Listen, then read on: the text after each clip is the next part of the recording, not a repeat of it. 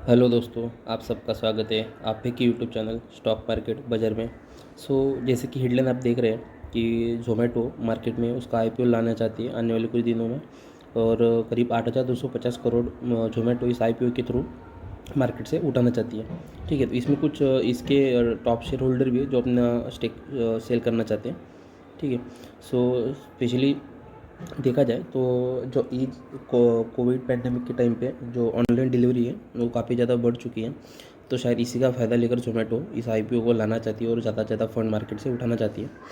तो जो ज़ोमैटो कंपनी 2008 में लिस्टेड मतलब फाउंड हुई थी, ठीक है, लॉन्च हुई थी। जिसको जो मेन फाउंडर है उनके वो है पंकज और दीपेंद्र गोयल, जिन्होंने 2008 में इस कंपनी को लॉन्च किया था या फाउंड किया था, जिसमें 5,000 से ज़्यादा रिसेंटली एम्प्लॉय वर्क कर रहे हैं।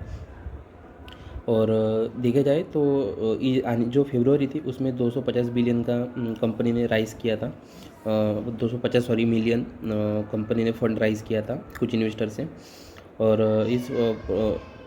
अगर इस जो ड्राफ्ट सेबी के पास में ज़ोमैटो ने सबमिट किया उसके अनुसार 7,500 करोड़ के जो फ्रेश इशू है, जो फ्रेश शेयर है, वो कंपनी 7,500 करोड़ के फ्रेश इशू कंपनी आईपीओ के थ्रू लाना चाहती है। और साथ में जो टॉप शेयर होल्डर है जो इन्फो है, जिसकी 20% की स्टेक था ज़ोमैटो में, वो अपने 750 करोड़ के आईपीओ शेयर जो है वो बेचना चाहते हैं मार्केट में। ठीक है। सो अगर मार्केट में देखा जाए तो करीब 1.2 billion order per day Zomato normally जो रेगुलर उनका बिजनेस है उस टाइम पे इतने ऑर्डर पर डे के ज़ोमैटो को आते थे। और स्विगी की बात करते तो कुछ 1.5 के करीब करीब है।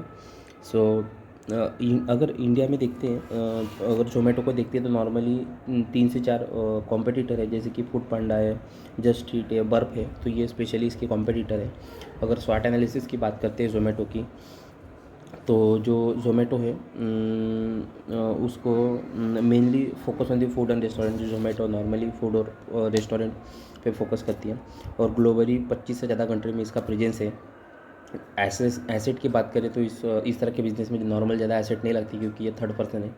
एक मतलब फूड और रेस्टोरेंट से रेस्टोरेंट से फूड उठाना है, और जिन्होंने ऑर्डर किया उनको डिलीवरी करने वाला, एक तरह से बिजनेस टू बिजनेस वाला काम को बोल सकते हैं। नहीं, बिजनेस टू नहीं है, लेकिन बिजनेस टू पर्सन या कंज्यूमर, ठीक है, एक थर्ड पार्टी की तरह काम करती है। देन हाई फाइनेंशियल लीवरेज, क्योंकि जिस तरह का बिजनेस मॉडल है तो इस तरह के बिजनेस में फाइनेंशियल जो लीवरेज है वो ज़्यादा लगता है।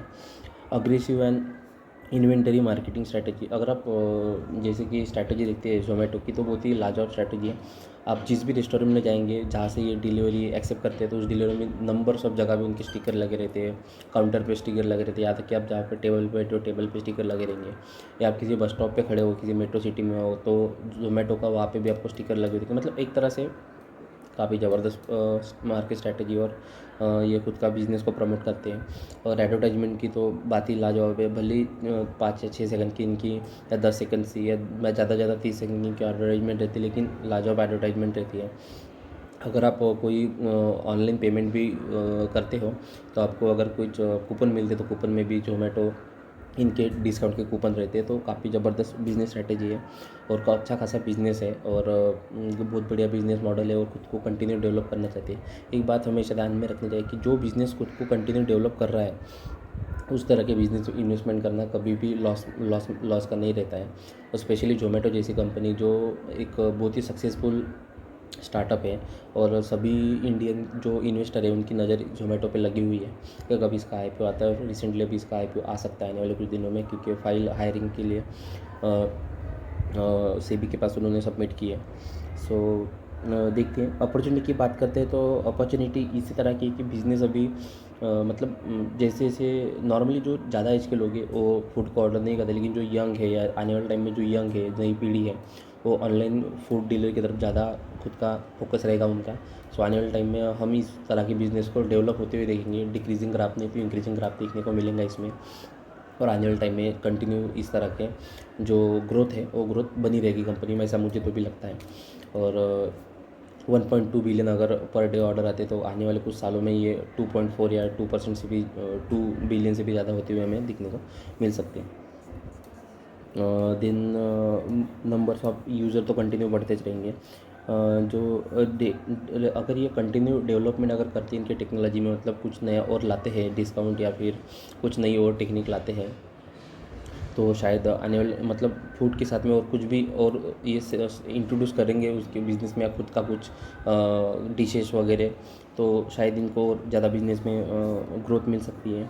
थ्रेड की बात करते हैं तो इसमें इंटेंस कंपटीशन है, और नॉर्मली इस तरह की जो ऑनलाइन की जो फूड की डिलीवरी है, ये नॉर्मली गवर्नमेंट की कुछ नॉर्म्स और रूल्स जो कंटिन्यू आते हैं उसकी वजह से थोड़ी अफेक्टेड होती रहती है, उसका असर हमें इस पे देखने को मिलता है कंटिन्यू। लेकिन नॉर्मली ये सब चलता है बिज़नेस में, ये सब होती रहती है चीज़ें, और बिज़नेस चलता रहता है, और ये सब रूल एक साइड में होते रहते हैं, और कुछ ना कुछ सोल्यूशन इस पर निकालते ही रहते हैं। देन हम कंपटीशन की बात करते हैं तो जैसे मैंने कहा फूड पांडा, जस्ट ईट और बर्क इन जैसी कुछ कंपनियां हैं जो इनकी स्पेशली ज़्यादा बड़े कॉम्पिटिटर हैं। ठीक है, सो इस तरह के हमारे रिव्यू थे, और मुझे लगता है कि एक अच्छा रिस्पांस इसको मिल सकता है। जिस प्राइस पे ये मार्केट में लिस्ट होगी वहाँ से करीब विद इन कुछ डे हमको ये 2 या 3 टाइम्स होते हुए भी दिख सकती है, अपर सर्किट में लगते हुए हमको इसमें दिख सकते हैं। सो देखते हैं, नज़र बनाते हैं किस तरह की इसको रिस्पांस मिलता है इन्वेस्टर का।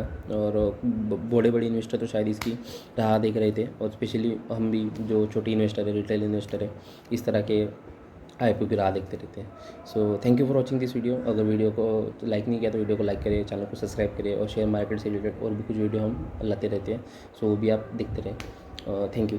Sign off. स्टॉक मार्केट बाजार।